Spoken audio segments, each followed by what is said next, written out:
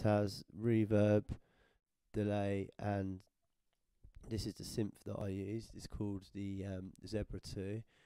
I tend to just use the patches on this and then alter the patches that I want to use. So this is the HS Fred Flintwood patch, and then I find out how it sounds, and then I'll alter things accordingly. So without the plugins on, it sounds like this.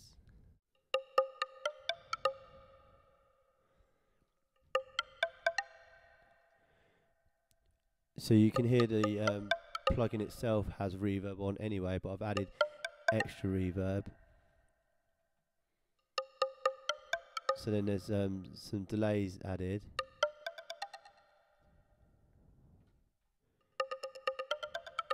And then some reverb as well.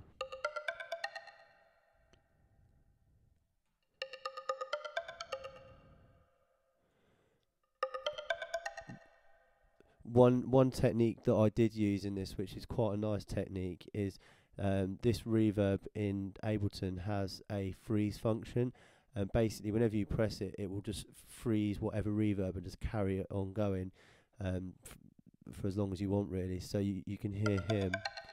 There's a part where I freeze it on the last note. You can hear it come in there, and the reverb just carries on playing.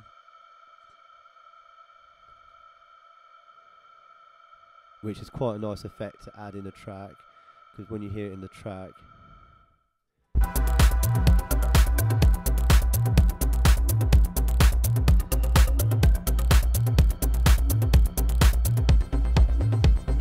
it just adds a bit of interest there.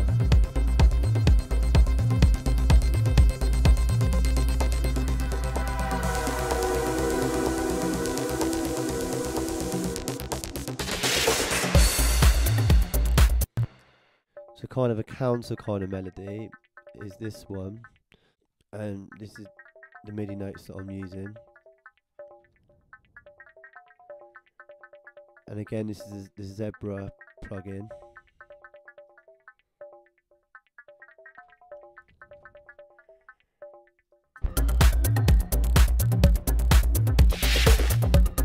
And that basically just goes along with the other. Basically goes along with the first melody. You can't really hear it that much. It's one of those things, again, you can probably hear it if it's not there. So that's basically it for the main part of the track, and then there's just things in the breakdown like this, which is the strobe plugin,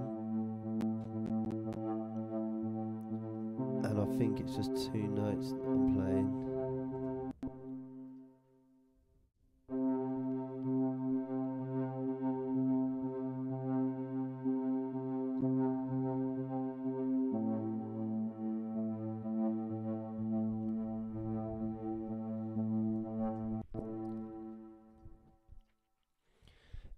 And that's got the liquid mix, which is the compression, and the EQ and reverb on as well. So this is it without it on, and then with on.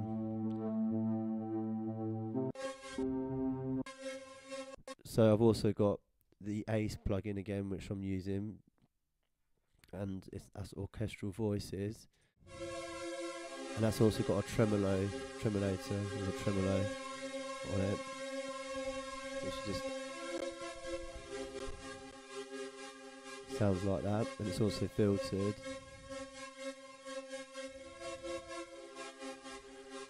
And you can see here I've automated the tremolo, so you can hear it's been used in a greater amount.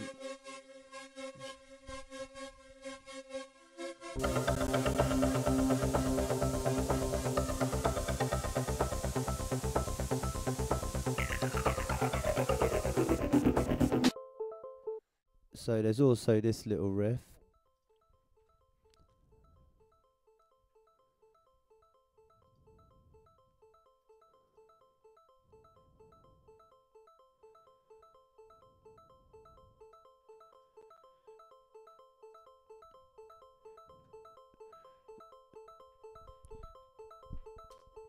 So this here, it looks like it would have been a sample that I've used, but Judging from the name, which says 100 BPM, it had to be time stretched using the warping technique, and then also some EQ added there and some filtering, and this is just a little melody in the breakdown.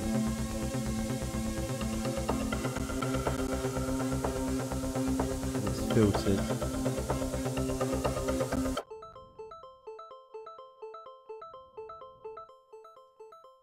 As you can hear, it's being filtered there, and you can see it doing it there. I tend to add a bit of renaissance as well when I'm filtering things, because it just makes things sound a little bit nicer, and you can actually hear the filtering more rather than just a volume change.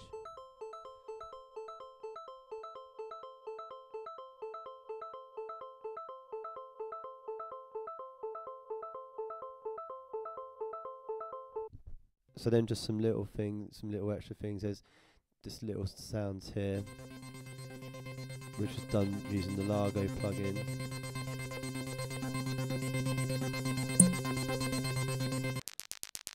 And this as well, which is playing the same notes, which is just a sample using Impulse. Then something you always got to have in a track is some white noise.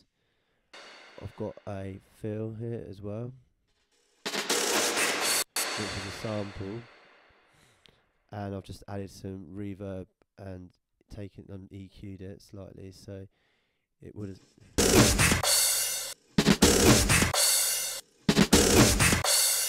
That's how it would have sounded, and then with the reverb and the EQ,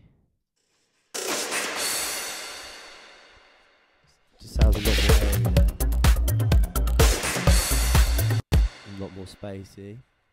So I also have this sound, which looks like a sample as well.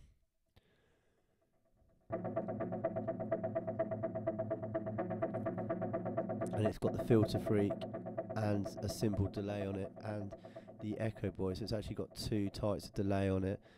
So without these plugins in, it sounds like this.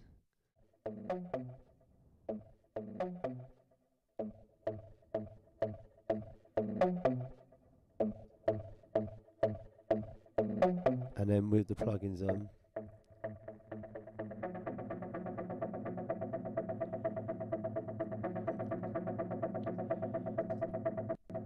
so it's almost unrecognisable from the actual sample there. One technique I also like to do is I like to, rather than adding just white noise, is to put a massive reverb on a snare, bounce it down as audio, and then reverse it, so you get a sound a bit like this.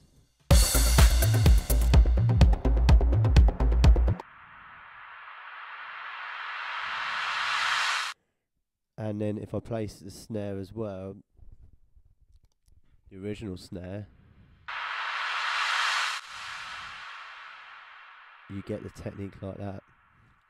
And then if I add a massive reverb or a big reverb on the other side, it gives it the sound that's going away. So when you hear a breakdown,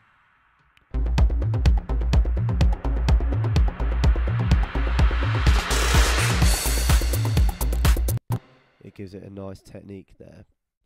So that's basically how I made Lose It in Ableton. And then after I finished this, I exported all the files individually. It's quite a long process. You have to solo each one, export the file so it reads the whole file, and then I imported them all into Logic.